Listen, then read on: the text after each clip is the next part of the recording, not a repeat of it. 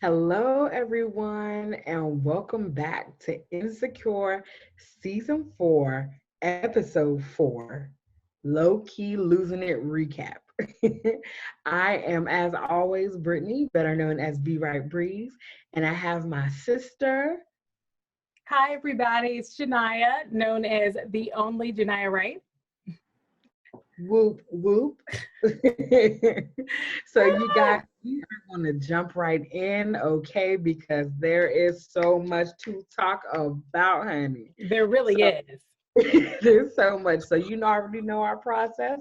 We're going to recap the full episode and then we're going to get into a couple of key questions that we're ready to talk about. Mm-hmm. Take it away, sis. Okay, listen, there was a lot that happened in this episode, but I believe that this recap is going to be brief. I believe it. I receive it. Here we go. Okay, so in episode 4, we see Issa getting into the rhythm of her property manager job. And frankly, it's annoying. It's like there's plumbing issues, the water just stops, and it's like she really doesn't have time to deal with that right now, mostly because we are just literally creeping up on the Market Street block party, her wonderful event that she has been planning, which is like a Coachella-inspired event coming to Inglewood. Everything is coming together for that event, by the way. She is on her roll. When what happens? Her headliner, a performer named Schoolboy, drops out of the event. And it was really too bad because momentum had been found. Okay. Even Nathan crept out the archives to leave her a voicemail congratulating her on the event. This is how, like, the word is out. It's going well. Okay. And so, things are rolling, but all of a sudden, Condola is nowhere to be found. Condola, who has been so integral to getting the event to where it is right now, suddenly she is not responding to Issa's calls or texts, and we don't know what it's about. There is an interaction late in the episode where Lawrence starts to tell Issa something related to him and Condola, but he doesn't finish. So we don't know what update he was about to provide. But it's safe to say it has something to do with the fact that Condola is really not responding to Issa right now. And so Issa, she's searching for another headliner when she realizes that Andrew, the guy that Molly is dating, actually works with Live Nation. And that agency actually manages another person, another performer that she wouldn't mind having as her headliner. And listen, she's desperate for a headliner for this event. Anybody. And so literally anybody. She was like calling up random numbers in her phone to see if people had hookups. And so finally, she reaches out to Molly and she's like, Molly, can you please check in with Andrew? I am really strapped. My headliner, has bailed on me. And it was so awful. Molly immediately assumed that Issa had done something wrong, that it was Issa's fault that she didn't have a headliner at the 11th hour, that Issa had somehow dropped the ball, that Issa had somehow breached contract. And Issa saying, no, just help me out, I'm desperate. And long story short, Molly does not do that. She does not reach out to Andrew and ask him to hook Issa up with this potential headliner. And her explanation to Issa is that, she doesn't want her relationship with Andrew to be more complicated. And it is just it just feels so selfish of her in the moment. But it's indicative of where they are right now, And then it's like, why is she so worried about her relationship with Andrew becoming more complicated? Well, I'm glad you asked, okay? It's because Molly has been neglecting him. I mean, she continually puts her work before Andrew, and he's getting tired of it. He calls her out, and she does own up to the fact that she's never been in a relationship long enough to have to build it into her life. And Andrew, as usual, he's a forgiving soul, and so they continue to he's trying to be understanding. Meanwhile, in terms of work, Molly does seem to be getting along better with at least some of her coworkers, her female coworkers. They're working productively together. They're joking around about Black men dating white women, or Abigails, as they call them. And then during this episode, all of the friends, so we're talking about Issa and her friend circle, and the adjacent males, they all get together, and they're getting together at Tiffany and Derek's house to help with the new baby.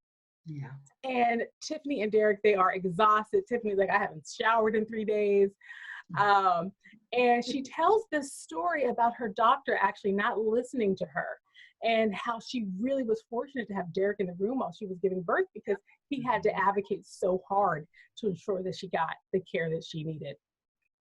And then as they are all, just enjoying the baby and helping Tiffany and Derek, it's so interesting. Derek has a moment where he looks at his daughter, his baby, and he's like, men do fucked up shit to women all the time.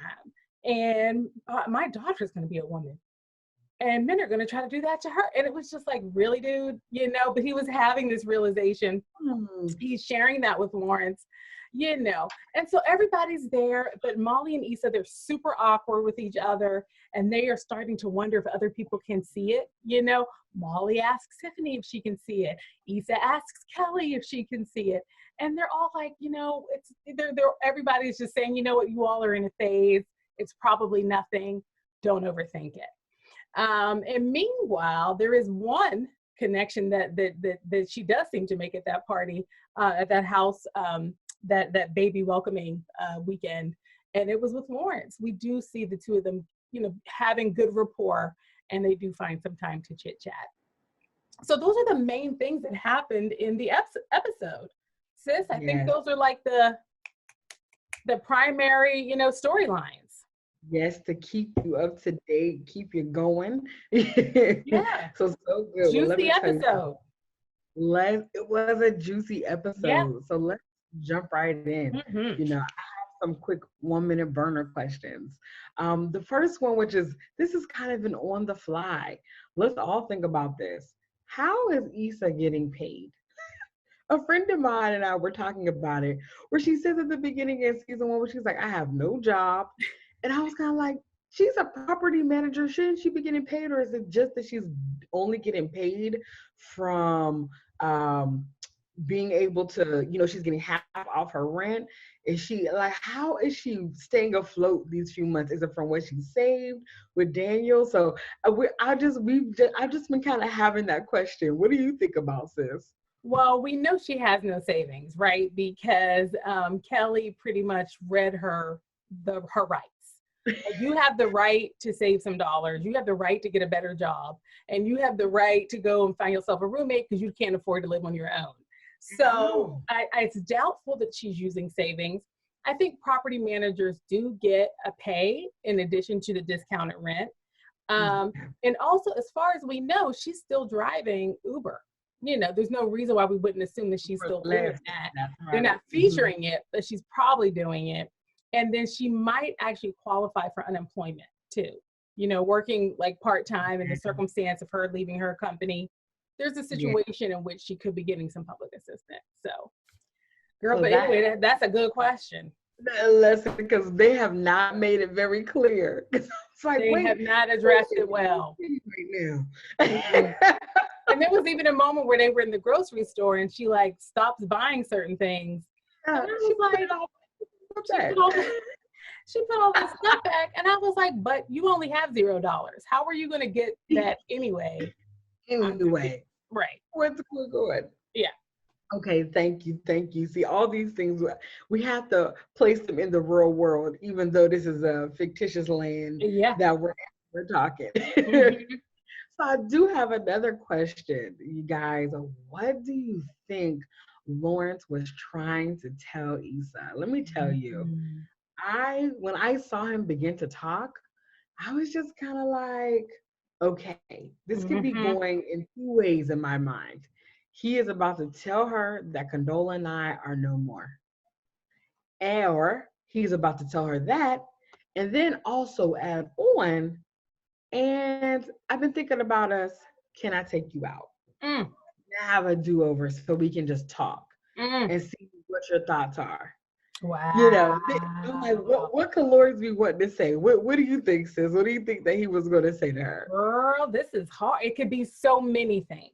And like in Oh, some ways you don't want to do the predictable thing because the show right. like always throws you for a loop. But Mm-hmm. I would say, you know, when we think about the conversation he had with Condola, you know, I'm sorry, Condola. Brittany keeps getting at me for like messing up her name real bad. But Condola, and when I'm trying to say it right, I think of old boot. That's how I get. I'm not kidding. I'm like Condola.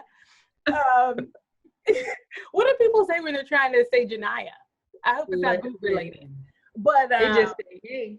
yeah, no shade. I just was trying to remember how to pronounce it. Yeah, it's a lovely woman.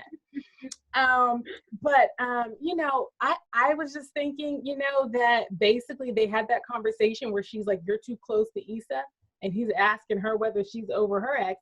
I think they probably came to an arrangement where he had to come down to to saying either I'm going to be in touch with Issa or I'm not. She probably asked him to draw a line, and he probably said no, thank you. And so now maybe he and Dola broke up because he was not willing to let go of his relationship with Issa. That's a theory. I'll be interested to see what people say in the comments because it's like, what could it be? I don't know. Listen, let us know what your thoughts were. I would love it. I would love it. So also my next question, you guys, as we're flowing in, which I do want to bring up something, even though as we're talking about Lawrence, is that he well, you know what? We'll just keep going with our other questions. That's for a later date. Ooh, teaser. Teaser. I mean, what was Brittany thinking? There's a million things she could have been about to say. Let me know what you all think in the comments. What was Brittany about to say that she didn't say? So our next question, you guys, will be: have Issa and Molly lost their ability to be true partners to each other? You guys, there was something that really struck hard for me whenever Molly, they were all sitting down in Tiffany's house and they were folding up baby clothes and having a little chit chat. And of course, Molly and Issa were going back and forth at each other and kind of making these stabbing things. Issa made a joke like she normally would. Molly was like, I'm being serious. Molly's statement was that since I've been with Andrew, as she was reflecting on how Derek was an advocate for Tiffany, she said, since I've been with Andrew, you know, he just gets me. It's something about having a true partner to really go through things with you and to be there for you. She doesn't say those exact words, but she says something very similar to them. Yeah. And I just, this is what she says, the value. She's saying she sees the value of true partnership, is what she said.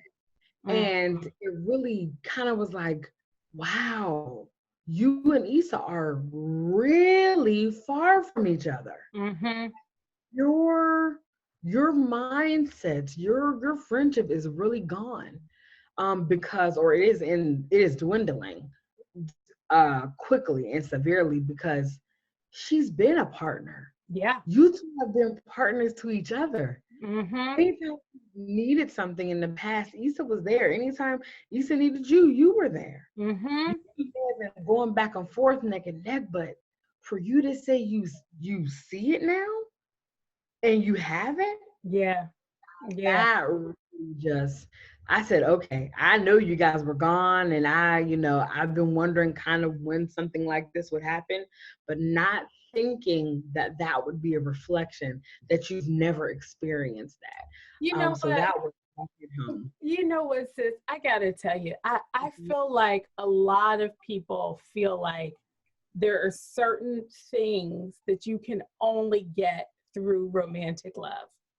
You know, there are a lot of people who just have this theory like, I can't be complete in getting my needs met if I don't have this romantic love. And the truth is that, you know, we have all been fed this, you know, it's frankly, it's just not real. this Yeah. lie about, picking a life partner and then that person being the exact yin and yo yang. Everything. To be everything to you, That your is so best much friend, you're pressure. the only, they're just there to meet you at every single part of you where you're weak, they're strong. And you know what? I don't know anybody that has that exact connection with their spouse or their significant other, because it's not real. The truth is you're always in community with many. We see them, they can't do anything without each other. We're all like, Yeah, it's like be in community and acknowledge that your community is playing a significant role in your life, And that's the thing. I think it's possible that Molly doesn't realize that what she had with Issa, and it's so sad to talk about it in past tense, but what she had was not just the basic most friendship. They truly were partners in life, and so it's just a discount. It's a way that we discount friendship and act like it isn't enough, Yeah. We all do it. We all do it. All do it. Oh goodness, that was so good, sis. That was so good. Well, moving on to my next question. Mm-hmm. Will Molly and Andrew continue to fight for their relationship? Let us know what you think, guys, in the comments. I will tell you, I love Molly and Andrew. Can we give them a name like how there was like Benifer? What is it? Can we call them? We'll call them Maldrew. Okay. Maldrew. Mm-hmm. That just happened. Mm-hmm. Maldrew. So, I mean, that's the best I think we can probably do on the spot like this. Because it's got to be Maldrew. Andley, I don't like it. I like Maldrew. I think you're right. So Maldrew, I love them. And the reason why I love Maldrew is that they are what couples should be. And what Molly was mad about. And a lot right there says support. You better put some supporting statements under that thesis, because what are you talking about? This is what I mean in terms of communication and and being able to acclimate to one another. Not saying that you're changing who you are, but in a sense that you find enough value in this other person to say, you know what, my schedule has been a little bananas. You're my priority. Which, let me say something. When Molly said you're my first priority, I said, Molly, girl, when did that happen, girl? Yeah, that's huge. That's huge for that chick. That's huge, Molly. Whoa, he's your first priority. So but I say that to say I think they have the essence, is the better way I should say it, of what I feel like many successful couples have, which is this communication piece of, let's try to make this work. I need to tell you where I'm unhappy. I'm not just going to walk around upset. I'm going to have this conversation with you because it has become too much. And now I'm the opportunity to course correct, for us to find a middle ground to make this work, because I value the situation that is happening right now. Okay, so now I'm picking up what you're dropping, sis. Listen, pick up what I'm dropping, and I think Molly lost me at the beginning, but now I'm getting. And Molly is applying lessons she has learned through watching other relationships that are quote unquote successful, realizing they go through things. Nothing is just linear. Nothing is just perfect. They're going to have peaks and valleys. And so she is experiencing someone who is adult enough to go through those peaks and valleys with her, and is willing to say, I have your hand. I'm not going anywhere. I like you. So he's giving her security, right? He's not like, I'm out of here. No, he's ready to talk about it. And she's feeling safe enough to be vulnerable enough and say, you know, I've never done this before. I've never made it this far into any relationship. This is new. This is new. I'm trying to figure it out. Be patient. So, you know, I just appreciate that. So, sis, tell me, what are you thinking about Muldrew? Listen, I agree with you. I agree with you. I agree. Muldrew definitely, they're putting in the work. They're putting in the work. And if you're willing to own things that you need to work on, and you're willing to meet someone where they are because you think they're worth it, I agree with you. That is a recipe for a successful relationship, successful friendship, successful family relationship. I think it's the fundamental thing that keeps relationships going. It is like keeping it real, owning where you need to change in order to make that relationship work. And then once you've decided that that relationship is worth maintaining, being open to feedback and also allowing that other person to grow and dial back and adjust and evolve. Yes. So I agree with you, sis. I agree with you 100%. 100%. Well, my next question, you guys, what does Tiffany's experience in the hospital say about the Black healthcare experience, specifically for women? You done picked up a big theme now, girl. For Black women. I mean, it actually makes me a bit nervous when I think about it. And just a small story for myself, I've experienced where I had a great physician who cared and we were working towards my health goals and things were going great. And then I experienced a physician that when I messed up before I came to the last appointment, that they had just written me off and just tried to up the dosage instead of trying to help me to figure out what was going on, where was the mess up. Hey, let's recalibrate. Let's get back to where you were because I know you can do it. I've seen you do it. That didn't happen. And so I always have the question in the back of my mind, just because I was looking like a stereotype at the moment in your mind. Oh, this person is just gonna, you always just have that. So I've changed my doctor. I don't have a problem being an advocate for myself. I've changed my doctor, because I was like, okay, I need someone that is going to work with me, not against me. Sure. So, I just seeing Tiffany talk about her just experience of having the blood clot and Derek having to talk to 9 doctors. Like, that is ridiculous. And then just speaking on that front as well, just Tiffany looking like she might be showing, of course, new signs of being a mom, but also some things that may be a little remnant of postpartum. Just some of her reactions and some of her statements toward the baby.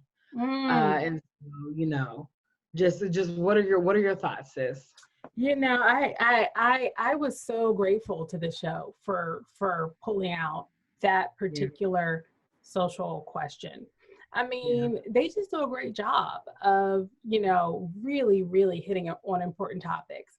Yeah. And I think about like their show within a show about Finding LaToya, where they're talking about, just Black people being missing and supports not being available to find them. No enthusiasm from public service, And when I think about the healthcare industry, I think about the healthcare industry the same way I think of the news. These are things that, like the news media, these are things that we think of as public services. Yeah. But they are not. I mean, there are, of course, publicly funded radio stations and news outlets and healthcare facilities. I'm not saying that. I'm saying in general, these are businesses. These are for-profit businesses that are, they're catering to certain types, as businesses do. And if you do not fall in their desired type, you're not going to get the best treatment. And unfortunately, it does not matter who we are. It doesn't matter what you accomplished in your life. Being Black in this country is a barrier to quality health care. It just is. It just is. I will just say, I've had an experience of a doctor perking up and being more attentive once they find out what I do for a living. Why does it gotta be like that? Why do I have to like show my receipts every single time? You know, like my freedom papers, so I can get some good service. You know, so it's a big problem, and I'm happy they highlighted it, and the way that they allow Tiffany to talk about how important it is to have an advocate, you know, with you. So, you know, everybody doesn't have that. Other, that can be a family member, that can be a doula, that can be there are services. There are services that will provide you with an advocate. Absolutely. That's good.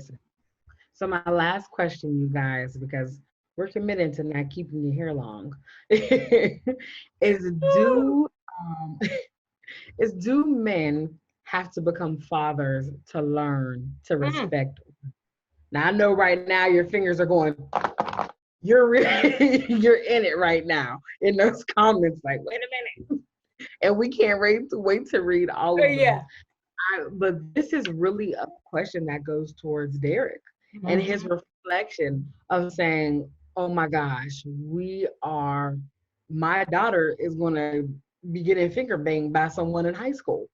This is him thinking of all the things of how he has treated women terribly. And so it's just him. Why is it that can men learn before they have daughters to say, you know what, that is someone's daughter?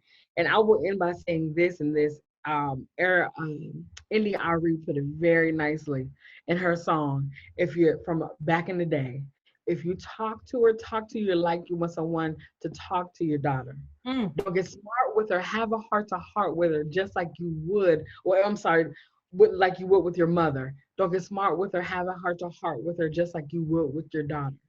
Everything you do or say, right? Everything you do or say. Yes. Live with it every day. I don't remember the rest. She's somebody's baby. Yes, she She's is. somebody's sister. She's somebody's mama. Like, talk to her in your mind. Yes. That when you're treating someone a certain way, this person means something to someone else. That's right. And the hope is that men can get that before they have daughters, because they're going to be interacting with men that are just like you. So, you know, that's just stay focused, guys. Well, I'm going to tell you, you stirred up some controversy with this question. Big time. People are not going to appreciate that. Like pot. We like pot. Well, I'll tell you this. You know, I think that it is absolutely possible, you know, for a man to be able to treat a woman well before he has a daughter. It happens all the time. It happens all the time. But if we are, you know, thinking about men understanding the fullness of the woman's experience, the answer is no, they're not going to get it unless they are. I got to say, even as a son with a mother, you're still not going to get it. There's something about the father, like a parent having responsibility to a child, that I think would give them a special insight. I mean, if all men understood the female experience, we wouldn't have things like the kind of abuse that lives in the world right now. We wouldn't have things like unequal pay. We wouldn't have things like, you know, when I think about like the men on the corner, and I think 100% of these men live in New York, who just call out names to you and tell you to smile when you're just walking down the street minding your own business. So there's a level of, there's a lack of respect for women that I believe exists because men don't understand the fullness of the woman's experience.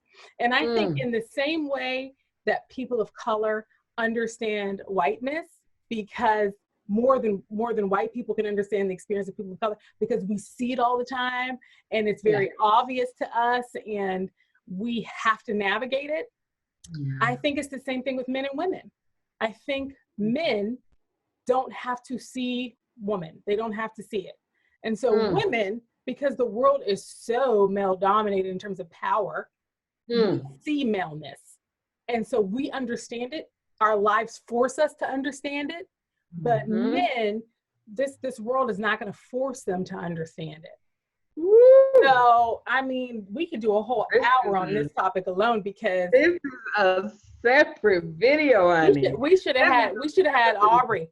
Our brother has been saying he's going to join one of these things. We should have had him on this one because I'd like to hear his thoughts on that question. You would love to see some Yeah. hair flying and fists going up. Mm-hmm.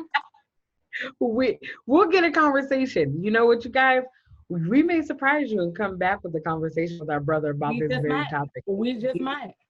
It is juicy. So, you Okay. guys, I just appreciate all of you so much for staying with us. I'm so excited. Again, we just recapped episode 4, Lowkey Losing It of Insecure. Please follow us on all our social media. Just let them know where they can find you. I'm on Instagram and also on Facebook at The Only Janiyah Wright. Nice, nice. And I am Brittany Wright, better known as Be Right Breeze. And you can find me on Facebook, Instagram, Twitter, Snapchat, TikTok, all of the social media platforms so we can keep in touch. Most importantly, we want you to just subscribe to our pages. You'll see a link to my sister's YouTube page down in the description. And we cannot wait to mention and come in and discuss with you all the different things you talk about in the comments. So thanks so much, you guys, and have a great day. Bye. Thank you. Bye.